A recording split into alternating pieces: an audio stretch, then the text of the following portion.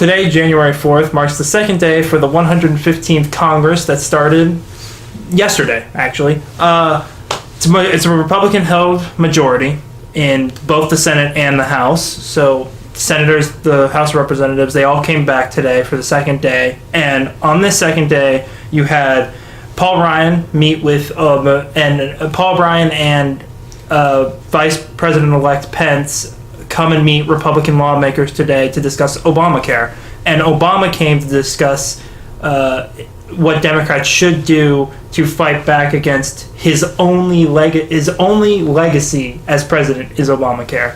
So his thing, what he wanted to be known for, what he wanted the history books to talk about was his Obamacare. So he met with Democrats today to discuss their plan to fight back against what Republicans want to do. He basically told them, don't rescue Republicans, meaning don't fight back as much as possible, but don't expect to flip any of them to save Obamacare because they despise Obamacare. Now, that leads to the discussion of Obamacare, and Obamacare is a big mixed bag. Obamacare did a lot of great things, but it also did a lot of really bad things, just straight up bad things. First of all, Obamacare gave basic health insurance to, at the very minimum, 20 million people as of, I think, 2016. So 20 million people now have health care, and it's a better system than what we had before, which led to about 43 to 45,000 people dying because of because they didn't have basic health insurance. So I think that outweighs a lot of the bad things that a lot of people say about Obamacare, and a lot of it does have some grounds to. A lot of the claims do have grounds to be bad. There are some things in there that are bad. Some of the more pros about Obamacare, however, are 20 million people have basic health insurance. Pre-existing conditions are now covered by law. They weren't covered before. So if you have Crohn's disease or cancer, they can't turn you down. They have to give you the same treatment as everybody else. That's now by law, and it lowered prescription drug costs. So a lot of great things came out of Obamacare, and that's the problem with the Republicans is they're so partisan. They play for a team. Republicans need to be against Obamacare no matter what. So they're going to be against Obamacare no matter what. They do have some claims. They have the right to say some bad things. Prices did go up to get health insurance. There's no disputing that. I would argue that the prices did go up, but there's a possibility that they could have gone farther up if Obamacare wasn't enacted.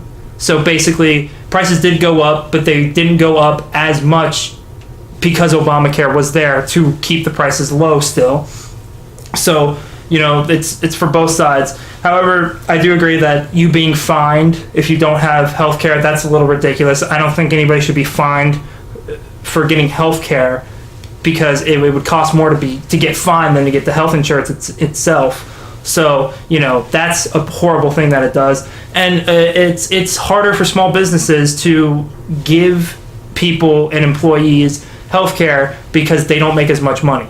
So there's a system, there's room for talk, we can come up with something, but the problem with congressional Republicans is that they don't want to talk. They just want to get rid of it all, no questions asked. If they're not going to get rid of it all, they're going to gut a lot of it. They're going to cut funding, they're going to get rid of some of the best parts about it. People are going to lose health insurance.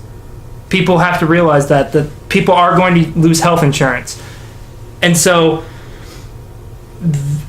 Mike Pence said, I'm going to paraphrase because I didn't write down the actual quote, but he basically said, we will follow what the American people want and we will get rid of Obamacare. We will give the American people what they want. Now, a study shows that only 26% of the people want Obamacare completely repealed.